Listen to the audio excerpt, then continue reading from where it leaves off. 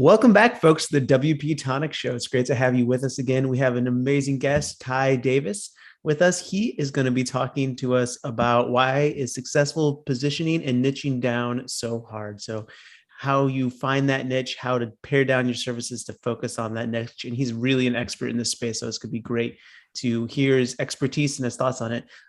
So to begin, Kai, do you just want to quick introduce yourself and let people know kind of who and what you're doing? Absolutely. Pleasure to be here, Jonathan. Pleasure to be here, Stephen. Thank you again for having me back on the show. So I'm Kai Davis. These days, I'm positioning myself as your Shopify SEO guy. I'm the founder and CEO and all that jazz of Double Your eCommerce, a Shopify consultancy. And I have another business off to the side where I sell growth-focused educational products, books and courses for independent consultants and freelancers like who might be listening to the show right now. So it's been an interesting journey, and these days I'm super excited to be growing Double Your eCommerce. Awesome. Can't wait to dive in, learn more about everything. Jonathan, you want to introduce yourself? Yeah, sure. I'm the founder and dog's body of WP-Tonic. We specialize in the building of learning management systems for consultants, for education, for businesses. We're into e-learning. That's what we do. Over to you, Stephen. Perfect. And I think I forgot to mention that this is show number 639. That's a big number. Lots of shows and lots more to come. Before we dive into it, we're going to go for a sponsorship break here, and we'll be right back. All right, coming back. Kai Davis is with us. We're talking about successful positioning and niching down. And I think one of the most interesting things is to hear about how people decide how to niche and where to niche. And something that you've really focused on, Kai, is the Shopify niche. And in e-commerce, there's a lot of different directions to go. Jonathan and I are both really familiar with WooCommerce. We've done some things on Shopify, but how did you choose to niche to Shopify? Did you start there? Did you start somewhere else and end up there? How did you start thinking about that and deciding to niche down to Shopify?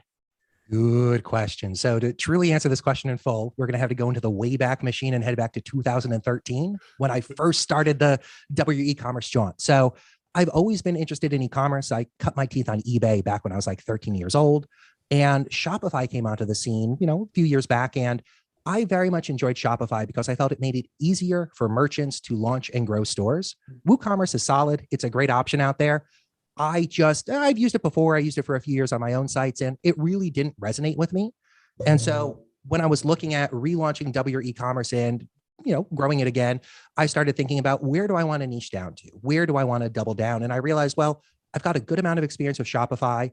It's a platform I enjoy. I might not, be head over heels in love with it, but I enjoy it. I don't hate it. And I have a decent network of merchants and providers and app owners who are in the Shopify niche. So I took a look at it and I said, well, there's some good things on the Shopify side. There's some good things on the non-Shopify side. But over the years, what I've discovered when it comes to niching down and positioning yourself is you can't ever have a perfect amount of information. You can't ever have, a clear yellow brick road forward into making money online. All you could really do is get to a point where you say, feels like I have 60 or 70% of the information I need. Let's make a decision and see what happens. And so I said, you know what? I've got enough information. I suspect Shopify would be a good bet here, or not a bad bet. And so I made the bet and proceeded on forward, and I've been enjoying it so far over this year. So you first got into Shopify really by doing your own Shopify store is kind of how you started building that skills and expertise. Yeah, a combination of my own Shopify stores for, friends, family, colleagues back in 2013, and then starting to work with merchants who said, we need a marketer, we need a search engine optimization specialist, we need somebody who could just help us understand how to grow our store and grow our properties, and just continue doubling down from there. So when you got into helping agencies or people with their stores, you focused primarily right out the gate on Shopify because that's where your connection was. It wasn't like a decision like, oh, I need to niche down. You niched down because you had an expertise in that area that was better or deeper than expertise in other areas. Yeah, exactly. It felt like I already had a bit of an advantage there just based on knowledge of the platform, already having worked with it in the past. That just made it sort of the easy choice to move forward with. It didn't feel like I would be making a mistake by picking Shopify over, WooCommerce or another platform out there, let's say Webflow. But it just felt like, hey, this seems like a good enough decision, and I'm not going to sweat over it too much. Do you feel like that it's like generally a good way of starting to think about where to niche down is to start thinking about where are my core competencies? Or is it, because I feel like in my head there's times where I wrestle with the idea of like, do you make a data driven decision, or do you make a passion enjoying decision? Like or just knowledge base, like I know this stuff versus like I know there's X amount of people here with X amount of money. Like when you're starting to think about that process, is one way better than the other, or is there a hybrid method, or kind of where does somebody start thinking about it themselves? I really advocate the hybrid method. I think either starting from the emotional point, like, oh, I kind of hate Shopify, let's not go in that direction, or starting from the analytical point, oh, they've grown X% year over year, I see increasing demand. Both of those are great. But I think taking one of those perspectives in isolation sets you up not for failure, but for maybe a hard time. Since if you say, you know what, all the numbers add up, Shopify is growing. It looks like, if I start here, I'm going to be owning 10 Teslas within 6 years. Let's just get on that rocket. And then a year and you're like, oh, I kind of hate this. This is not fun. Unless you check in with yourself on the other side of that decision. If you started from analytics, checking in with emotion, or if you started with emotion, checking in with analytics and validating that decision, I think it's going to be a harder decision to make. So I really like approaching these sort of positioning decisions with that hybrid mindset. What does my intuition tell me? What do my emotions tell me? And what does the market and the analytics tell me? And when you, me, anybody listening combines those three, I think you're able to make a better, more insightful decision rather than just saying, I like WooCommerce. Let's double down there and see what happens. And then realize, oh, this might not have been the growth rocket I thought I was strapping myself to. Yeah. Jonathan, over to you. Yeah, so, we're about WordPress, but we like talking to people that are using different platforms in the digital world, and a really great experienced marketer like you. So what, you said, you like Shopify, but you're not a total fanboy. So what are some of the key, like 2 or 3 things that you really like of Shopify? And what are 2 or 3 things that you don't like about Shopify? Yeah, good question. So in terms of what I like, I think they, like big picture, they have really transformed the ability of a merchant or a hustler to say, like, I want an e-commerce store, click, click, tap, tap. Oh, my shop's up and I'm selling things. Like, it's so different than how it was 10, 15, 20 years ago, back when we were making computers out of twigs and twine and sticks. But I'd say like their ability to transform the e-commerce game is great. I love the App Store and just the growth it's created around the net and for these merchants. And I love their educational content, really. Like, they've done a great job of helping people understand how to grow their store, what to do, what effective marketing online is really about. On what I don't like, I think that's a harder question to answer. I think I'm searching my memory banks to see what comes to mind. I think with any platform, there always are challenges between where the merchants and users of that platform want to head and where the growth mandate of the platform is. And as Shopify gets larger, I think we're going to see a bit more dissonance where merchants are saying like, oh, we really need features like A, B, and C to help us reach people and grow. And Shopify might say, oh, that's great. Our 2-year plan has us not focusing on those things and focusing over here. So I expect there to be a bit of divergence over time. But I think that's sort of what you'd expect with any platform as it grows. We could look at Twitter, Facebook, anything out there, and there always is a bit of dissonance. So I don't know if there's anything I'd point to as like a big red flag about the platform, but more just knowing this dance, knowing this game, knowing that as they grow, they're going to have a different mission than the merchants. There might be some friction down the line. Are there any, you specialize in the SEO side. So, before I ask you that, the last shop, it was a very large Shopify project. It was about 5-6 years ago, so it's probably irrelevant. But it started to expand what the core functionality of the client wanted. There was scope creep. It was paid scope creep, but it happened. So we started having to do a lot of going to the App Store in Shopify, finding plugins, hiring JavaScript engineers that had experience with Shopify. In the end, it got more expensive and more messy than if we had done it on WooCommerce from day one. Is that a common thing?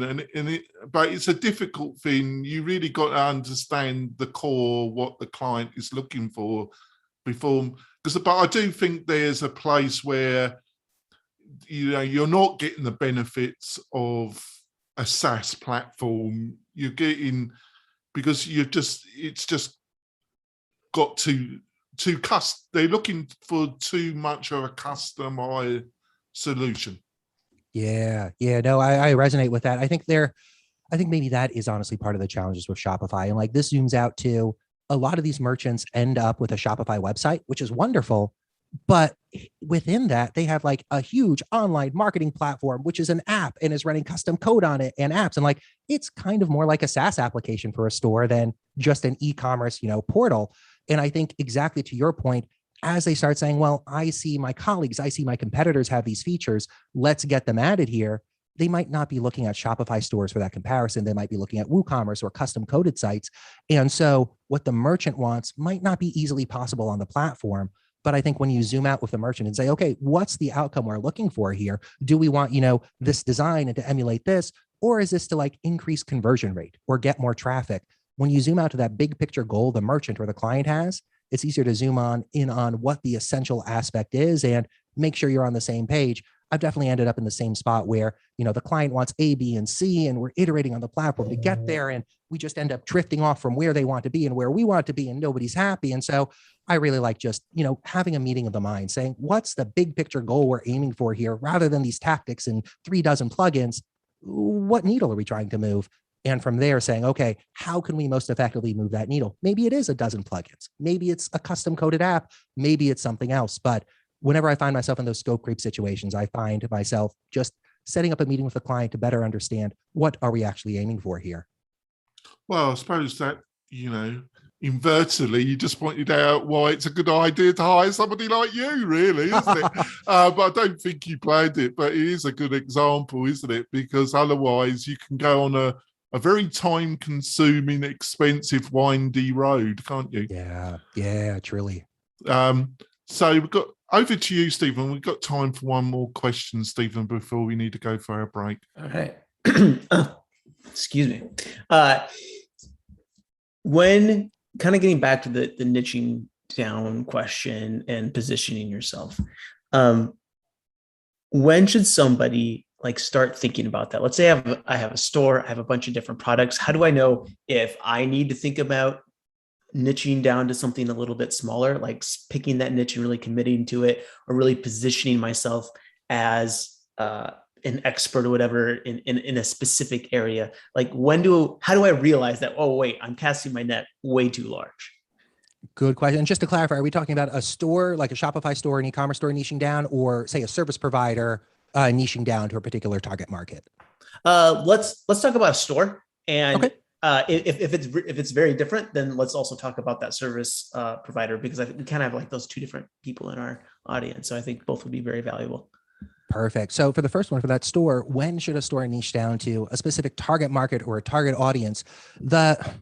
It's a squishy question. What I found is sort of like the gut level signal that people resonate with is your marketing isn't getting you the impact you're looking for. Maybe you're spending money on ads. Maybe you're doing the search engine optimization thing. Maybe you're doing, social or offline and meetups, and you feel like I am pushing this boulder very, very hard, very, very frequently, and it's just not moving. I'm not getting traffic. I'm not getting sales. We do stuff and we get, 1, 2, a dozen folks visiting the site, but they aren't really converting. What's up? What I found time and time again in the dozens, if not hundreds of Shopify and e-commerce stores I've worked with is if your positioning is off, if you don't have a target market, if you're like, we're a store that has everything for everybody, you aren't going to sell to anybody because your marketing message isn't resonant with anybody. There's not anybody out there who could land on your store and say, oh my gosh, these products are for me and that situation I'm dealing with. There's a quote from this wonderful consultant and author who unfortunately passed a few years back, Gerald Weinberg. And the quote, if I can remember, it says, it's the law of raspberry jam. The wider you spread it, the thinner it is. And I just love this quote when it comes to marketing and positioning, because if we think about this hypothetical store of a very wide target audience, we could start to see, if they're targeting everybody, if they're spreading the jam that is their marketing as wide and as far as they can, there's not going to be that much marketing left to reach their target market, to say, we are the products for you, dear reader. So what I often recommend is as a merchant starts to feel like their marketing isn't having the impact they're looking for, where it just isn't clicking, use that as a trigger to start this niching down, target market focusing activity within your business. And it often isn't, flip a light switch. Oh, we woke up and we decided we're going to focus on this particular market. It takes some soul searching. It takes some analytical reasoning. It takes some talking with your target market and customers just to understand who your best buyers are, who those people are that buy more often at higher prices. And so often when I'm working with, oh, please, you. Oh, no, I was just going to say that's great. We probably need to go for our break now. But when we come back, we'll keep leaning into this question and maybe talk about service providers and if that's different than e-commerce store and starting how to think about that. So now quick break from our sponsor and we'll be right back. All right, coming back, folks. We're going to learn a little bit more about niching down for service providers now. We kind of just talked about e-commerce stuff. So Kai, maybe just continue that thought that you had and kind of think about what maybe that difference between the service provider and the e-commerce store. Absolutely. So if we contrast like an e-commerce store with a service provider, I think it's both a little harder and a little easier for the e-commerce store. So on the harder side, you might have a warehouse full of inventory that you've bought with your target market of everybody. You've got shoes, you've got rugs, you've got mugs, you've got hats. Well, who's going to buy this stuff? So as you niche down, you start to run into that challenge of like, okay, what do I do with this inventory? On the flip side, as a service provider, your assets most likely are like you've got a website, you've got some copy written, maybe you have a couple of PDFs. And so when you start to say, hey, my marketing isn't resonating, I'm not getting the clients I'm looking for, and you start this process of niching down, you don't have as much physical inventory to deal with, but you probably have a good amount of web inventory, pages and copywriting you've done that you need to update to resonate with your new target market. So I think in both cases, it's a similar process of looking at your marketing, looking at your leads, asking yourself, am I getting the impact I'm looking for? And then starting to take action to refine down to those best buyers, the people who analytically you could see are buying, and emotionally you could see, oh, I want to work with these people. It refills my cup to work with them. When you're thinking about niching down, can you niche down too far? Or is that like an impossible thing because people's gut is always like, oh no, I don't want to niche myself too far. So like everyone errs on the opposite side, and like erring on too small niches like hardly ever a thing that someone needs to be concerned with. Yeah, I think you nailed it. Erring on too small of a niche is too rare of a thing, too hard of a thing to actually do. But because we're humans, because we have squishy meat brains, we will look at it and say, oh my gosh, there are only 15 million potential customers in this niche. This is too few. What happens when I work with all of them? And the truth is, it's not a situation that'll ever happen, but it's an emotional situation to be aware of. So I think it's always valuable to see if you could niche down a little further into a more specific target market. But there is an element of diminishing returns here. If you're like, okay, Kai, I've spent 6 months niching down and refining. I'm going to spend 6 months more. Nah, man, get out there and market. Like there's a point when you're just niching to niche down further. I think it's good to engage in it as an activity and say, hey, how can I become more specific and targeted in my marketing?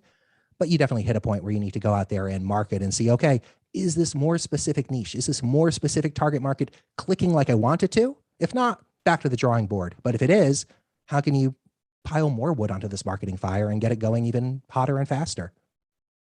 Yeah. Jonathan, over to you. Yeah, so you do a growth action plan on your website, we've got mostly agency owners, plugin developers, implementers, SaaS owners. They're our audience. So everybody's looking for growth. Stephen's looking for growth. I'm looking for growth. So maybe you can quickly tell us about your growth action plan, and also maybe 1 or 2 mistakes you see all the time when it comes to business owners when they want growth. Absolutely. So the growth action plan is a service offering of mine where I sit down and work one-on-one with the business owner, typically an agency or a micro agency owner, sometimes an app or a plugin owner. And we say, okay, first, where do you want to go? Like there's no purpose in talking about growth unless we have a target. Otherwise, we're just growing for growth's sake. So we start off just saying like, where do we want to go? What's this 3-year vision? Where do you want your business to be to support you and your lifestyle? Then we take a look at your current metrics. What has it looked like for you in 2020 and 2021? Where do you need to be in 2022? Are you on target for that? Based on this meeting of the minds, what I jokingly call a Vulcan mind meld between myself and your business, we have a detailed meeting. We have a detailed conversation. I prepare a growth action plan, combining my insight and experience with what the client has shared about their situation and their goals and their business.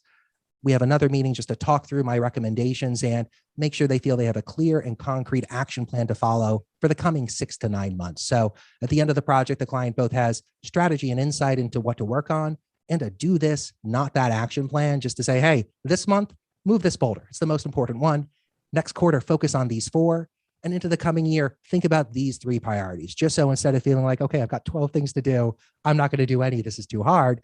The client has a clear plan for what to work on to grow in their target destination. Where do they want to reach and what do they need to do to get there? And what couple mistakes you see people do, patterns that you've observed with these conversations? Are there 1 or 2 things you see people doing wrong? Because they've probably been trying this, and normally when they outreach to an expert like you, it's not worked.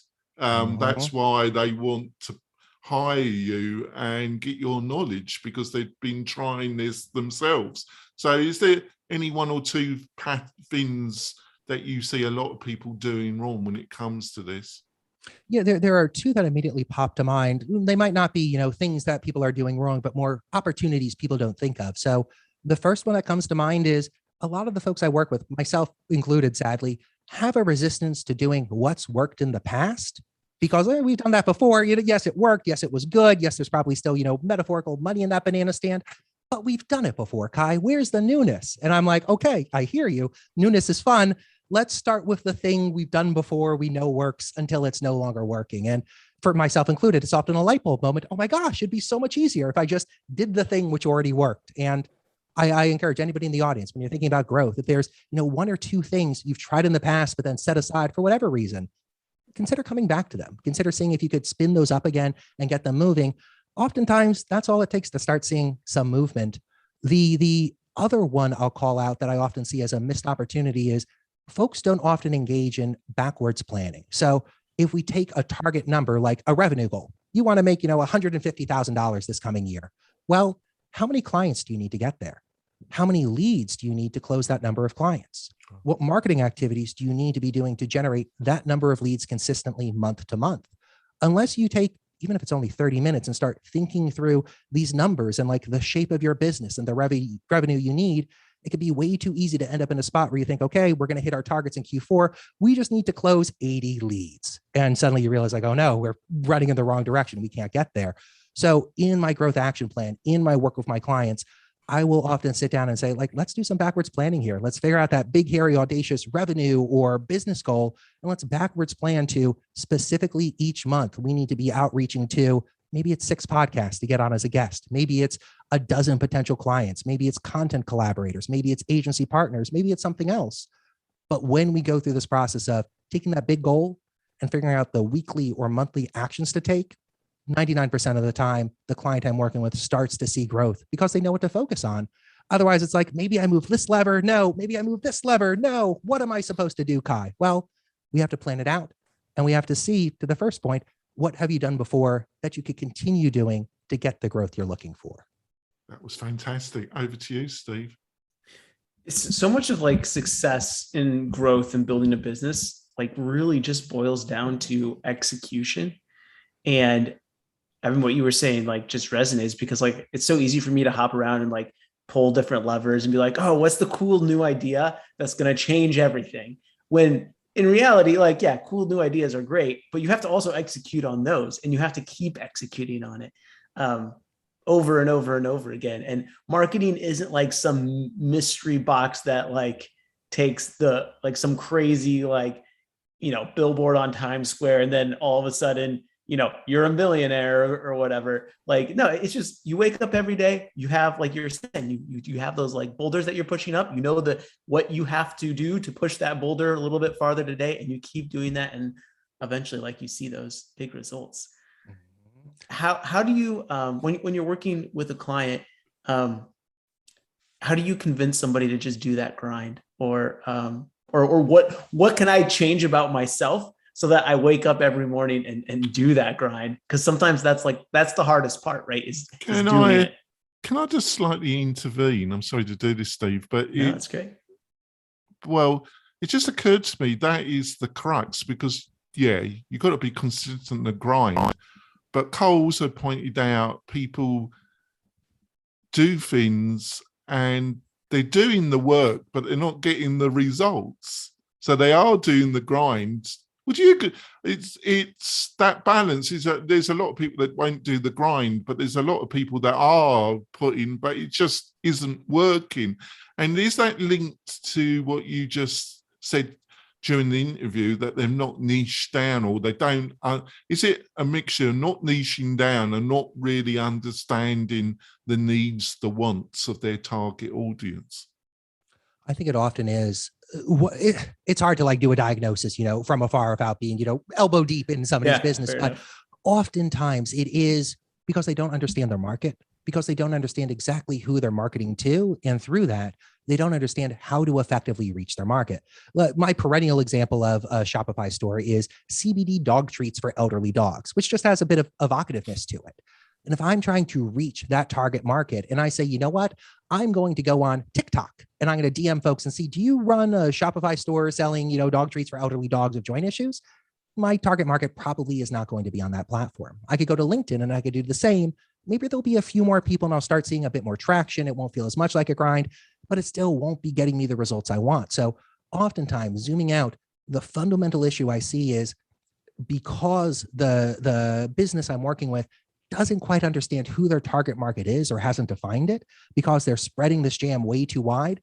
They don't know where to reach these people. And so they try, we'll try TikTok, we'll try Instagram Live, we'll go to that meetup, we'll do some SEO content. And 3 months later, they'll say, I feel burnt out and exhausted. None of this is working. The reason is they don't know where to reach their target market and they don't know how to reach their target market.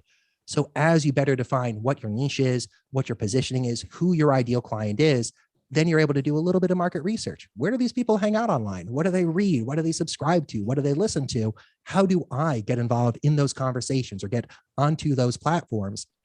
And then suddenly it feels less like a grind. You see yourself getting traction, getting responses, getting more leads, getting more engagement, and it starts to head in the right direction. So oftentimes the fundamental issue is the business does not know who their target market is, and they haven't yet done any exercises to refine in on that.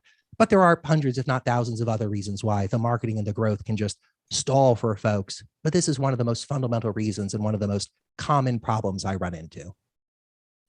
And just to follow through, and then we probably need to start wrapping it up for the podcast part of the show, Stephen. But that's where you really help, isn't it, Cole? Because you help them identify the target audience. Because I'm struggling with this with it's been a constant struggle for WP-Tonic. I think I'm getting better, but I'm still struggling. I'll probably have to have a chat with you, Cole, actually. That's the endorsement, a very large endorsement, folks, when I'm going to get my wallet out with a guest. But I think that is the crux of it, isn't it, really? Apart from these external, that the market is in decline, you've chosen something that's going the wrong way anyway, so that's a problem. But apart from these external, that is the crux, isn't it? You don't understand who you're trying to sell to. Yeah, exactly. Or if you're trying to sell to like 4 different target audiences at once, because one of them will be right, won't it? Suddenly your marketing message again is spread in so many different directions. It gets hard to know what's getting traction, or if you even are getting traction. Yeah. That jam analogy just keeps coming up. It's a good one. I like that. I'm going to remember it. All right. That's it for the podcast, but we're going to be doing some bonus content. So head over to the WP-Tonic Facebook page or YouTube channel to check out the bonus content. Kai, thanks so much for coming on. We appreciate it. If you could let everybody know where to find out more about you, maybe the growth action plan. And you also have some new, exciting, interesting stuff about email template libraries. I know that's one area that I always get stuck, is trying to write a bunch of emails to clients and how to word things and stuff. So maybe talk a little bit about that and where we can find out more information. Heck yeah. So first off, I've got 2 websites I just want to quickly plug. The first is kaidavis.com, and you can find links to these in show notes. kaidavis.com is my repository of information, guidance, products, and my growth action plan for agencies, micro agencies, and experienced freelancers who are looking to grow. doubleYourEcommerce.com is my consultancy for Shopify stores that are looking to grow through growth-focused search engine optimization. And if you sign up at either site, you'll get a steady trickle of emails from me to help your business grow. The product you just referenced, Stephen, it's my new email template library, and we'll get a link in the show notes. And I put this together after clients asking me for literally years, hey, do you have a repository of your emails, Kai? And I was like, oh, I got some of this product and some of that product and a few over here. But there really wasn't any one-stop spot to get, Kai Davis stamped templates to use in your emailing. And so over the past few months, I started putting together this email template library. It has my book, Writing Better Emails, to help you, dear reader, understand, okay, what goes into a good email? What steps do you want to take to get a good chance of getting a reply and having your follow-up really land? But the real value, the meat of this product, is the email template library itself. You have 22 email templates from me. I've written them, I've rewritten them dozens of times. You have context and guidance from me on how to use these email templates, how to customize them for different situations. And when you need it, you could just copy, paste, customize, and then send any of the email templates included to your client, to your lead, to whoever it might be, and take that awkwardness out of the equation when it comes to writing these important client emails. Awesome. Thanks so much. And as Kai said, head over to the WP-Tonic website, check out the show notes to get all the links and info and details there as well. All right, that's it. We'll be heading into bonus content here. We're going to be talking about sales outreach in 2021 and 2022 because it's changed a lot over the last couple of years. See you guys later. Bye. All right. Bonus content. He's doing a better job than me, Carl. I'm redundant. This is only my second time in leading this, so hopefully all the listeners are being patient. And thanks for hanging. No, it's much slicker than me. I just go on a ramble, Carl. It's pretty obvious, isn't it? So let's go on to. I just want to quickly put some context. Rand Fishkin is a friend of the show. He's been on this a few times, and he's been on my round table show a couple of times.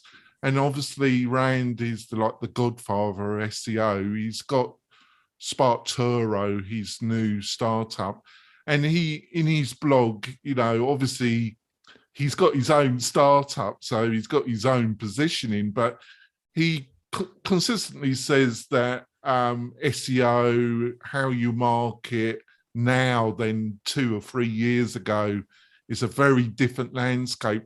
How would you explain that to our listeners, how the landscape around online marketing, SEO? I know this is a big question, but maybe you can give a quick insight how you see things have changed over the past couple of years.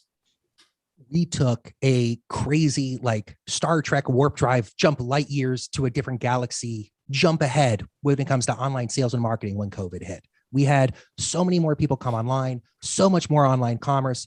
I'm going to say it became, my microphone stand. It's become more crowded online because there are more people selling, more people doing outreach, more people marketing and promoting their materials and services and products online.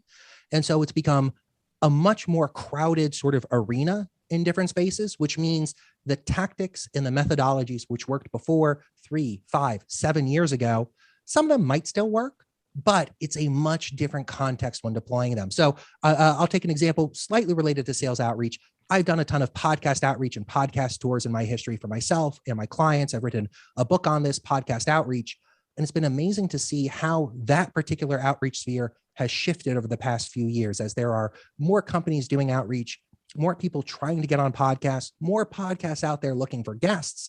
And so the materials I shared in 2014 when I first published my book, some of them still work really well, but the overall landscape has definitely shifted. And so zooming out again, please. Can you give some meat on that? Because I plan to do more outreach, getting on more shows myself.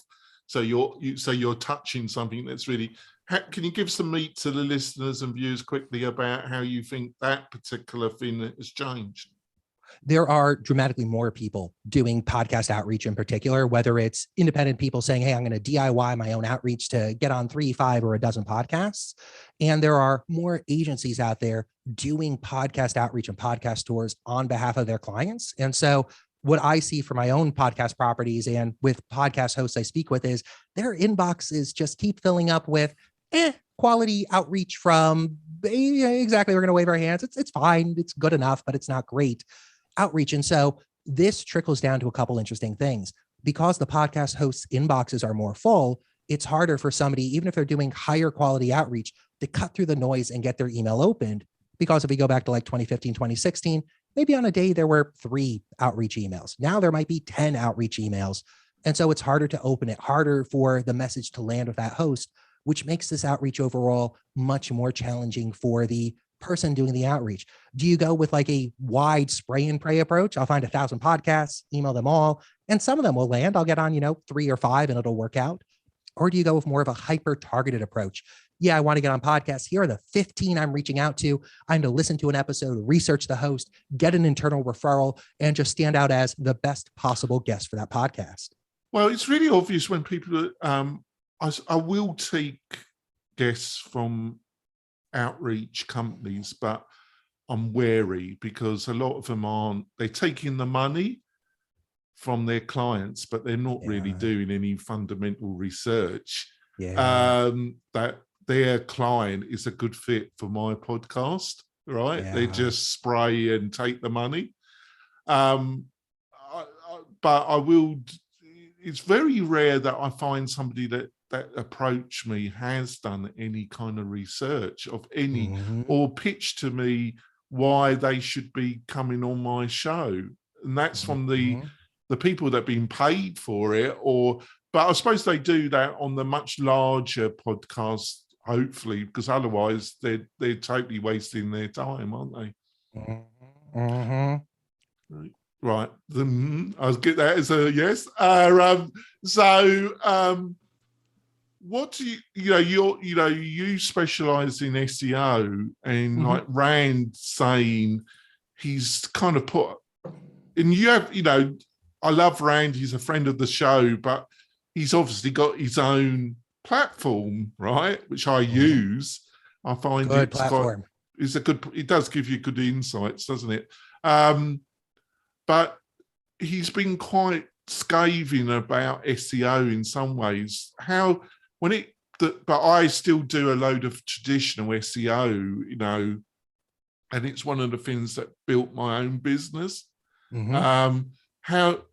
How do you see the SEO area? Because that's something that you have a very deep knowledge on. How do you see SEO, which is an enormous subject, but I suppose we're talking about content, aren't we? And how you market that content. How have things changed? I suppose the change in the past couple of years. Yeah, it's changing a lot. Like starting with the first question of like, how is search engine optimization changing? Directly to your reference of content, it feels like what was seen as a search engine optimization pie 5 years ago, less than 10 years ago for sure, is very split up and subdivided. We've got content and content marketing. We've got technical SEO. We've got digital marketing. We have digital public relations. And all of these things used to be part of the SEO pie. Of course, you need content to rank. Let's write a couple pages. Of course, you need link building, but now it's digital public relations. So I think we're at a very interesting point in search engine optimization. Not that it's going to go away. I think it's only going to become like more important and valuable over the coming years. But what was seen as one homogeneous pie is now a number of different specialties and specialization areas. So I think somebody like me, who was kind of a full stack digital marketer, search engine optimization guy, I could write the content, I could do the digital PR, et cetera, it's going to be more and more rare because folks who get started in the industry will end up in one of these subspecialization. They're a digital PR person, and all they focus on for a decade or 3 decades is digital PR and content collaborations, even though that's part of this SEO basket. So I think it's going to look really interesting in 5 years just to see where search engine optimization has evolved to, both as it gets split up and as it becomes even more important and essential to getting discovered online. Over to you, Steve. As far as so we've talked a little bit about like podcast outreach type stuff, but what about just like general like sales outreach? You're talking about how the space is just more crowded because everybody's online. How do you reach out to the people, your target market? You have your target market, right? We've niched down, we've defined it. We've got a nice thick layer of jelly on our sandwich. I love that. That's great. Thanks.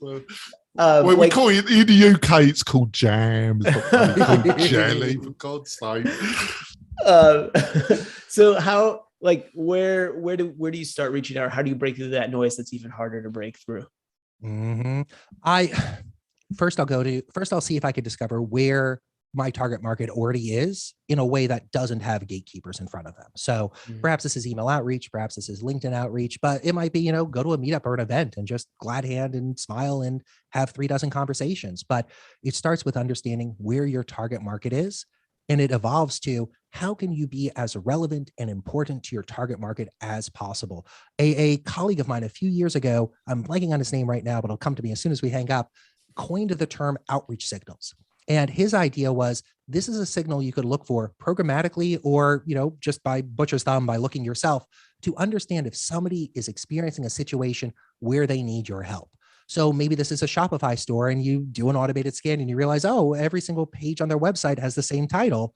They are in need of search engine optimization. If I was going to rank my candidates, this person is waving a flag, SOS, I need Kai, help me, help me. So I find outreach works the best when you could find any sort of signals like that, segment your outreach based on them and say, okay, I want to focus in just on the best 20 or 30% of the potential people here. What I find is when we take that activity, when we follow this strategy, your outreach is more resonant with the target market.